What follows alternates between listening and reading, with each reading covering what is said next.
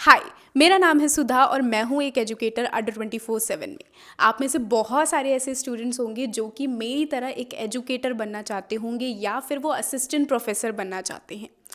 लेकिन एक एजुकेटर बनना है, असिस्टेंट प्रोफेसर बनना है, तो उसके लिए आपको यूजीसी नेट का एग्ज़ाम क्लियर करना होता है। आप लोगों को पता भी होगा कि यूजीसी नेट एग्ज़ाम होता क्या है, लेकिन कहीं ना कहीं आपको ये नहीं पता होगा कि यूजीसी नेट एग्ज़ाम में आखिर कितने मार्क्स हमें लेकर आने हैं जिससे कि हमारा नेट क्लियर हो जाए, या कितने मार्क्स हमें लेकर आने हैं कि जेआरएफ क्लियर हो जाए, कितने मार्क्स लेकर आने हैं कि हम पीएचडी में इनरोल हो पाए। तो आज की इस वीडियो के अंदर हम फटाफट से जानेंगे कि आपको अपने कौन से पर्टिकुलर सब्जेक्ट, यानी कि चाहे वो इकोनॉमिक्स हो गया, पॉलिटिकल साइंस हो गया, इंग्लिश लिटरेचर हो गया, हिंदी हो गया, एजुकेशन हो गया, सारे सब्जेक्ट्स की हम यहाँ पर बात करने वाले हैं। और ये बात करने वाले हैं कि आपको अप्रॉक्स कितनी कट ऑफ्स लेकर आनी होती है, कितने मार्क्स आपको लेकर आने होते हैं जिससे कि आप अपना जेआरएफ या फिर अपना नेट क्लियर कर सकते हो। तो चलिए फटाफट से इस वीडियो को शुरू करते हैं। यहाँ पर कोई भी कटबैक नहीं होने वाला है इस वीडियो में।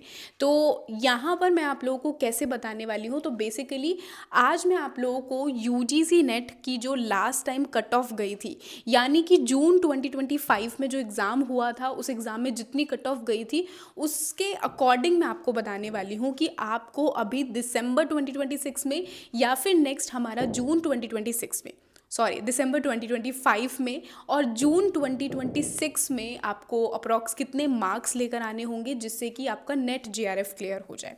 तो चलिए सबसे पहले तो हम यहाँ पर बात करते हैं, यहाँ पर हमारे सबसे ज़्यादा नंबर ऑफ़ स्टूडेंट्स जिसको फिल करते हैं वो है पॉलिटिकल साइंस। तो देख सकते हो पॉलिटिकल साइंस में हमारी कितनी लास्ट टाइम की कट ऑफ गई थी। ओके, तो उस अकॉर्डिंग आपको एक आइडिया मिल जाएगा कि कितना कितना कट ऑफ आपको अभी कितनी कट ऑफ आपको लेकर आनी है। ओके, तो एक बार मैं आपको यहाँ पर दिखा देती हूँ। ये है हमारी कट ऑफ की लिस्ट। और पॉलिटिकल साइंस में आपको कितने मार्क्स लेकर आने थे, पॉलिटिकल साइंस में आप देख सकते हो कि जो अनरिजर्व कैटेगरी है, जो जनरल कैटेगरी है, जनरल कैटेगरी में कितने मार्क्स में आपको जेआरएफ मिल रहा था। 244 मार्क्स पे आपको जेआरएफ मिल रहा था। ठीक है, 244 मार्क्स में आउट ऑफ 300 आपको 244 लेकर आने हैं तो आपको जेआरएफ प्रोवाइड किया जाएगा। ओबीसी के लिए 236 है, ईडब्ल्यूएस के लिए 238 है, एससी एसटी के लिए आप देख सकते हो कि 218 222 के अप्रॉक्स में आपको मार्क्स लेकर आने थे। इसके बाद आपको अगर नेट ओनली आपको क्लियर करना है तो नेट के लिए भी यहाँ पर बताया गया है कि नेट के लिए आपको कितना कट ऑफ लेकर आना था जिससे कि आपका क्लियर हो जाता है यहाँ पर। ओके, यहाँ पर बताया भी गया है टोटल कितने कैंडिडेट्स हैं। नेट के लिए आपको 218 मार्क्स लेकर आने थे। जनरल कैटेगरी ओबीसी 200 मार्क्स लेकर आने थे। ईडब्ल्यूएस 186 एंड 180 एससी एसटी के इतने मार्क्स। तो अभी आपका जो नेक्स्ट एग्ज़ाम होने वाला है तो आपका कितना टारगेट होना चाहिए, तो कहीं ना कहीं आप इस अकॉर्डिंग इन मार्क्स के अकॉर्डिंग आप अपना टारगेट सेट कर सकते हो कि अगर मुझे जेआरएफ क्लियर करना है तो मुझे इतना टारगेट बनाकर चलना है, मुझे नेट क्लियर करना है तो मेरा इतना टारगेट मेरा अप्रॉक्स होना चाहिए। ओके, इसके बाद हम बात करते हैं हमारा नेक्स्ट मोस्ट इम्पॉर्टेंट सब्जेक्ट जो कि है हमारा English literature. Okay, English literature की, जो कि खुद मैं इंग्लिश लिटरेचर की स्टूडेंट हूँ, तो फटाफट से हम यहाँ पर बात कर लेते हैं इंग्लिश लिटरेचर में हमें कितने मार्क्स लेकर आने होते हैं जिससे कि आप लोगों का नेट या जेआरएफ आपका क्लियर हो जाता है। ठीक है, तो इंग्लिश लिटरेचर में हम यहाँ पर एक बार देख सकते हैं कि इंग्लिश में आपको लेकर आने होते हैं, या पेपर कोड है। तो इंग्लिश में हमारा कितना लास्ट टाइम कट ऑफ गया था, अनरिजर्व जनरल कैटेगरी का कट ऑफ यहाँ पर आप देख सकते हो। जनरल कैटेगरी का जेआरएफ के लिए कट ऑफ कितना गया था, 188 जेआरएफ के लिए कट ऑफ गया था। वो इसलिए गया था क्योंकि इंग्लिश लिटरेचर का जो एग्ज़ाम था वो नेक्स्ट लेवल आया था, यानी कि बहुत ज़्यादा डिफिकल्ट लेवल का एग्ज़ाम आया था। इस वजह से आपका जो कट ऑफ थी वो काफ़ी स्लो यानी काफ़ी लो गई थी। ओके, तो इस पर भी डिपेंड करता है कि आपका एग्ज़ाम का लेवल क्या था। तो 188 में आपको जेआरएफ मिल रहा था, नेट आपको 166 में मिल रहा था। ओके, इसके साथ ही ये जनरल कैटेगरी का है। ओबीसी में 176 150 में नेट, ईडब्ल्यूएस 180 152 में नेट, एससी एसटी का आप देख सकते हो 160 के अप्रॉक्स है, एंड 140 में आपको नेट मिल रहा था। तो आप देख सकते हो कि यहाँ पर जो इंग्लिश लिटरेचर की कट ऑफ है वो कितनी लो गई थी, क्योंकि एग्ज़ाम एक्चुअल में काफ़ी ज़्यादा डिफ़िकल्ट आया था।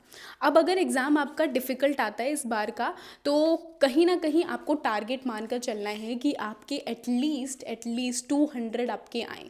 अगर एग्ज़ाम डिफ़िकल्ट है तो 190 200 के बीच में आपको JRF मिलेगा। अगर एग्ज़ाम का लेवल ईजी हुआ तो आपकी कट ऑफ 200 प्लस में आपको देखने के लिए मिलेगी, यानी 230 से लेकर 250 के बीच में आपको JRF की कट ऑफ देखने के लिए मिलेगी। नेट की थोड़ी सी आपको लो देखने के लिए मिलेगी। तो ये है हमारा इंग्लिश लिटरेचर की, अगर आप स्टूडेंट हो तो आपको इतने कट ऑफ, इतने मार्क्स आपको लेकर आने होते हैं, तब जाकर आपका नेट या JRF क्लियर हो पाता है। इसके साथ ही एक और स्टूडेंट जो कि काफ़ी भारी मात्रा में हमें देखने के लिए मिलेगा, अप्लाई करते हैं, और वो है एजुकेशन के स्टूडेंट। तो एजुकेशन के स्टूडेंट हो और अगर आप अप्लाई करते हो UGC नेट JRF के लिए, तो आपको कितने मार्क्स लेकर आने होंगे तो वो मैं आपको यहाँ पर बता देती हूँ। ठीक है, आपको कितने मार्क्स लेकर आने होंगे। तो एजुकेशन में आप देख सकते हो यहाँ पर एजुकेशन में आपको JRF मिल रहा था 206 में आपको JRF मिल रहा था। OBC 194, EWS 198 में JRF, SC ST 186 184 में JRF, और इसके साथ ही अगर नेट ओनली क्लियर करना था तो आप देख सकते हो 182 जनरल कैटेगरी की यहाँ से शुरुआत होती है। तो एजुकेशन की भी जो कट ऑफ थी वो इतनी ज़्यादा हाई नहीं गई थी, normal cut off average range हम कह सकते हैं कि यहाँ पर गई थी। तो डिपेंड क्या करता है कि आपका जो आपके मार्क्स कट ऑफ के कैसे बनते हैं, कि आपका लेवल ऑफ एग्ज़ाम क्या आया था, उस अकॉर्डिंग आपको टारगेट बनाकर चलना है। अब देखो, अगर आप इंग्लिश लिटरेचर के स्टूडेंट हो तो मैं तो आपको यही सजेस्ट करूँगी कि आपको कितना टारगेट बनाकर चलना है। एटलीस्ट कोई से भी किसी के भी स्टूडेंट हो, एटलीस्ट अगर आपको नेट क्लियर करना है तो आपके 200 प्लस मार्क्स आपको नेट में आपको चाहिए ही चाहिए। अगर आपका सपना है कि हमें JRF क्लियर करना है तो आप टारगेट बनाकर चलो कि हम 250 प्लस मार्क्स लेकर आए, क्योंकि 250 टारगेट बनाकर चलोगे तब जाकर आप 230 या 240 तक आप पहुँच पाओगे। तो नेट के लिए इतना, JRF के लिए इतना आपको टारगेट बनाकर चलना है। एंड अगर आप PhD ओनली चाहते हो तो देखो बेटा, PhD ओनली में कोई फ़ायदा नहीं है।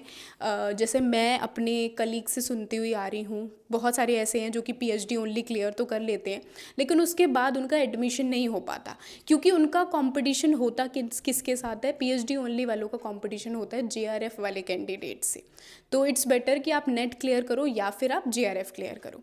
इसके साथ ही अगर आप नेट या JRF की तैयारी कर रहे हो, या फिर आपका टारगेट है जून में आप क्लियर करना चाहते हो, दिसंबर के लिए अप्लाई कर रहे हो, दिसंबर में आप एग्ज़ाम देने वाले हो, तो आप एक बार नीचे कमेंट करके ज़रूर बताना। और ये जो कट ऑफ लिस्ट मैंने आपको दी है, जिससे आपको एक आइडिया मिल जाएगा, ये मैं आपको अपने टेलीग्राम चैनल पर पोस्ट कर दूंगी। तो मेक श्योर टेलीग्राम चैनल को ज़रूर सब्सक्राइब कर लेना, वहाँ पर आपको ये लिस्ट मिल जाएगी। तो आपको टारगेट इसके अकॉर्डिंग आपको अपना टारगेट बनाकर चलना होगा।